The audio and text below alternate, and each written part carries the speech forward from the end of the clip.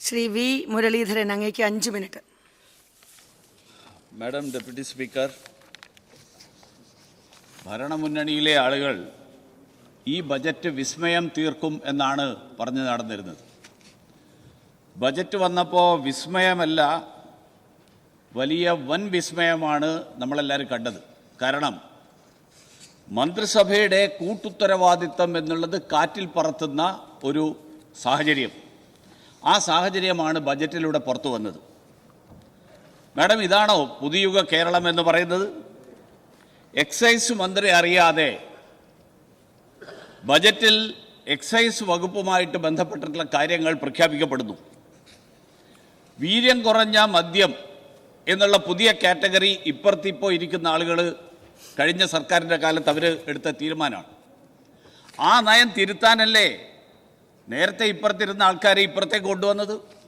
പക്ഷേ ഇവരിപ്പോൾ ചെയ്തുകൊണ്ടിരിക്കുന്നത് കഴിഞ്ഞ തവണ ഇപ്പോൾ ഇവിടെ ഇരിക്കുന്ന ആൾക്കാരെടുത്ത തീരുമാനം, അതേ നയം തുടരുകയാണ്. കേരളത്തെ മദ്യത്തിൽ മുക്കിക്കൊല്ലാനുള്ള, യുവതലമുറയെ ലഹരിയിലേക്ക് നയിക്കാനുള്ള തീരുമാനം, ഈ തീരുമാനമെടുക്കാൻ ധനമന്ത്രി കൂടിയായിട്ടുള്ള മുഖ്യമന്ത്രിയെ പ്രേരിപ്പിച്ച ഘടകം എന്താണ്? ഇവിടെ പല ആരോപണങ്ങൾ ഉയർന്നു വന്നിട്ടുണ്ട്. കേരളത്തിൻ്റെ രാഷ്ട്രീയ ചരിത്രം അറിയുന്ന ആളുകൾക്കറിയാം, മുൻകാലങ്ങളിൽ ഒരു ധനകാര്യമന്ത്രി, അദ്ദേഹത്തിൻ്റെ കാലത്താണ് ബാർക്കോഴ എന്ന് പറയുന്ന ഒരു വലിയ സംഭവം നടന്നത്. വലിയ ആരോപണങ്ങളുണ്ടായി, വലിയ വാദപ്രതിവാദങ്ങളുണ്ടായി. ഇതൊരു രണ്ടാം ബാർക്കോഴയാണോ എന്ന് കേരളത്തിലെ ജനങ്ങൾ സംശയിക്കുകയാണ്. ഈ ബജറ്റിൽ നിരവധി പ്രഖ്യാപനങ്ങളുടെ പെരുമഴ. മിഷൻ സമുദ്ര, പല വാലികൾ പ്രഖ്യാപിക്കുന്നു, പല സോണുകൾ പ്രഖ്യാപിക്കുന്നു. ഈ പ്രഖ്യാപനങ്ങൾ ഇതൊക്കെ പ്രാവർത്തികമാക്കുക എന്നുള്ള ലക്ഷ്യത്തോടു കൂടിയാണോ? മിഷൻ സമുദ്ര പ്രഖ്യാപിച്ചു, തീരമേഖലയുടെ സാധ്യതകൾ പ്രയോജനപ്പെടുത്തണം എന്നുള്ള നിലപാട്, ആ നിലപാടാണ് ഇതിൻ്റെ പിന്നിലെങ്കിൽ അവിടുത്തെ സ്റ്റേക്ക് ഹോൾഡേഴ്സ് ആയിട്ടുള്ള തീരദേശ ജനതയോട് സംസാരിച്ചിട്ടുണ്ടോ? അവരുടെ ആശങ്കകൾ പരിഹരിക്കുന്നതിനെക്കുറിച്ച് എന്തെങ്കിലും ധാരണയുണ്ടായിട്ടുണ്ടോ? ഇന്നലെ തന്നെ ഈ സഭയിൽ ഉയർന്ന പ്രധാനപ്പെട്ട ഒരു വിഷയം തീരമേഖല നേരിടുന്ന കടലാക്രമണ ഭീഷണിയാണ്. നമ്മുടെ മുതലപ്പൊഴി നമ്മുടെ തൊട്ടടുത്ത് കിടക്കുന്ന മണ്ഡലമാണ്. ആ മുതലപ്പൊഴി എത്രയോ കാലമായിട്ട് നമുക്ക് പരിഹരിക്കാൻ പറ്റാതെ നിൽക്കുന്ന ഒരു സാഹചര്യമാണ്. ജനങ്ങളെ വിശ്വാസത്തിലെടുക്കാതെ നടക്കുന്ന ഒരു വികസന പ്രഖ്യാപനവും ആ പ്രഖ്യാപനം പ്രാവർത്തികമാകില്ല എന്നുള്ളതിന് നമ്മുടെ മുന്നിൽ ഉദാഹരണമുണ്ട്. മാഡം, കഴിഞ്ഞ സർക്കാരിൻ്റെ കാലത്ത് അതിവേഗ റെയിൽ എന്നുള്ള പേരിൽ കേരളത്തിലെ സാധാരണക്കാരുടെ അടുക്കളയിൽ കയറി കല്ലിട്ട കാര്യം നമുക്കെല്ലാവർക്കും അറിയാം. അവസാനം എന്തായി? അതൊക്കെ പിൻവലിച്ചു പോകേണ്ടി വന്നു. ഈ സാഹചര്യം ആണ് ഇന്ന് നിലവിലുള്ളത്. ഇപ്പോൾ ഈ നടത്തിയിട്ടുള്ള പ്രഖ്യാപനങ്ങൾ പ്രാവർത്തികമാകണമെങ്കിൽ അതിനു വേണ്ടിയിട്ടുള്ള അടിസ്ഥാന സൗകര്യങ്ങൾ ഉണ്ടാകണം, വികസനം ഉണ്ടാകണം. കുടിവെള്ളത്തിന് ബുദ്ധിമുട്ടുന്ന, ഏറ്റവും കൂടുതൽ ബുദ്ധിമുട്ട് അനുഭവിക്കുന്ന ഒരു മണ്ഡലത്തെ പ്രതിനിധീകരിക്കുന്ന ഒരാളാണ് ഞാൻ. 85,000 പേരാണ് ജോലി ചെയ്യുന്നത് ടെക്നോ പാർക്കിൽ. ടെക്നോ പാർക്കിന് വേണ്ടി വികസനത്തിന് വേണ്ടിയിട്ട് പണം അനുവദിച്ചതുകൊണ്ട് കാര്യമില്ല. അതിൻ്റെ തൊട്ടടുത്ത് കിടക്കുന്ന മുള്ളുവിള എന്ന് പറയുന്ന പട്ടികജാതി വിഭാഗത്തിൽപ്പെടുന്ന ആളുകൾ അധിവസിക്കുന്ന പ്രദേശം, അവിടെ വെള്ളക്കെട്ട് കാരണം ബുദ്ധിമുട്ട് അനുഭവിക്കുകയാണ്. മാത്രമല്ല, ടെക്നോ പാർക്കിൽ ജോലി ചെയ്യുന്ന ആളുകൾ പുറത്തിറങ്ങിയാൽ അവർക്ക് താമസിക്കാനുള്ള സൗകര്യങ്ങൾ, ആ സൗകര്യങ്ങളുള്ള സ്ഥലങ്ങൾ മുഴുവൻ തന്നെ കുടിവെള്ളക്ഷാമമാണ്. ആ ടെക്നോ പാർക്കിൽ ജോലി ചെയ്യുന്ന വലിയൊരു കമ്പനിയുടെ ചുമതലക്കാരൻ കഴിഞ്ഞ ദിവസം എന്നെ കണ്ടു. ആ കമ്പനിയിൽ മാത്രം കുടിവെള്ളത്തിന് വേണ്ടി വർഷത്തിൽ 1 കോടി രൂപയാണ് അവർ ചെലവിടുന്നത്. അവർ പറയുന്നത്, ഞങ്ങൾ ഇവിടെ നിന്ന് വിട്ടുപോകേണ്ടി വരും. ഓപ്പറേറ്റിംഗ് കോസ്റ്റ് കേരളത്തിൽ മറ്റ് സംസ്ഥാനങ്ങളെ അപേക്ഷിച്ച് കൂടുതലാകുന്ന ഒരു സ്ഥിതി വരികയാണ്. ഈ സാഹചര്യത്തിൽ മാറ്റം വരുത്താതെ പ്രഖ്യാപനങ്ങൾ മാത്രം നടത്തിയോണ്ട് കാര്യമുണ്ടോ?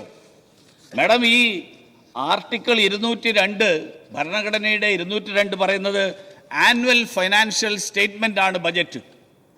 ബജറ്റ് ഒരു നയരേഖയല്ല.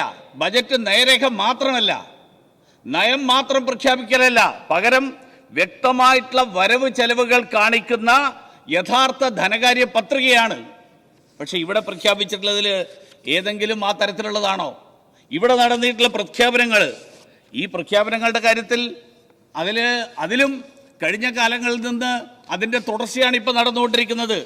24-25 ബജറ്റിലെ പ്രഖ്യാപനങ്ങൾ ഔട്ടർ റിംഗ് റോഡിന് 1000 കോടി രൂപ, ജുഡീഷ്യൽ സിറ്റിക്ക് 1000 കോടി രൂപ, കുട്ടനാട്ടിലെ അടിസ്ഥാന സൗകര്യ വികസന പദ്ധതിക്ക് 157 കോടി രൂപ, എല്ലാ പഞ്ചായത്തിലും വർക്ക് നിയർ ഹോം സൗകര്യത്തിന് 10 കോടി രൂപ. എന്താ നടന്നതെന്ന് നമുക്കറിയാം. 25-26 ബജറ്റിൽ കെ ഹോംസ് ടൂറിസത്തിന് 5 കോടി രൂപ, വിഴിഞ്ഞം കൊല്ലം പുനലൂർ ഗ്രോത്ത് ട്രയാങ്കിളിന് 1000 കോടി രൂപ, വയനാട് ഉരുൾപൊട്ടൽ പുനരധിവാസ ടൗൺഷിപ്പിന് 750 കോടി രൂപ, കേരള സീപ്ലെയിൻ സർവീസിന് 50 കോടി രൂപ. കഴിഞ്ഞ സർക്കാരിൻ്റെ കാലത്ത് തുടർന്ന പ്രഖ്യാപനങ്ങളുടെ പെരുമഴ, ആ പെരുമഴ തുടരാനാണോ മാഡം കേരളത്തിലെ ഞാൻ നിർത്തുകയാണ്, ഞാൻ അവസാനിപ്പിക്കും. ജനങ്ങൾ ആ സർക്കാരിനെ മാറ്റിയിട്ട് പകരം മറ്റൊരു സർക്കാരിനെ ഇവിടെ ഭരണത്തിലേറ്റിയിട്ടുള്ളത്? മാഡം ബജറ്റ് ഇപ്പോൾ ഇവിടെ കോഴിക്കോട് തിരുവനന്തപുരം ലൈറ്റ് മെട്രോ തുടങ്ങിയത് ഏത് കാലത്താ?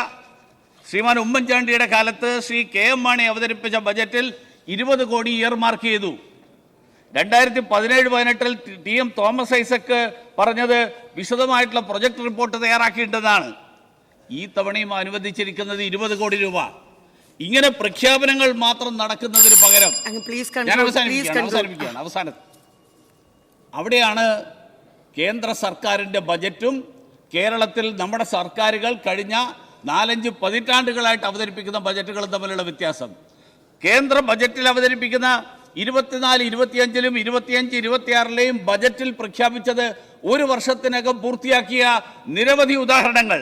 PM സൂര്യഘർ പദ്ധതി, പുരപ്പുര സൗരോർജം, പ്രതിമാസം 300 യൂണിറ്റ് വരെ സൗജന്യ വൈദ്യുതി നൽകുന്നു, 78,000 രൂപ കേന്ദ്ര സബ്സിഡി നൽകുന്നു, 335 ലക്ഷം റൂഫ് ടോപ്പ് ഇൻസ്റ്റലേഷൻ പൂർത്തിയായി. സഹായമായിട്ട് 24,890 കോടി വിതരണം ചെയ്തു. ഞാൻ അവസാനിപ്പിക്കുകയാണ്. ഈ രീതിയിൽ പോകുന്നതിന് പകരം മോദിയെ വിമർശിച്ചത് കൊണ്ട് കാര്യമില്ല. നരേന്ദ്രമോദി അവതരിപ്പിക്കുന്നത് നടപ്പിലാകുന്ന പദ്ധതികളാണ്. നടപ്പിലാക്കുക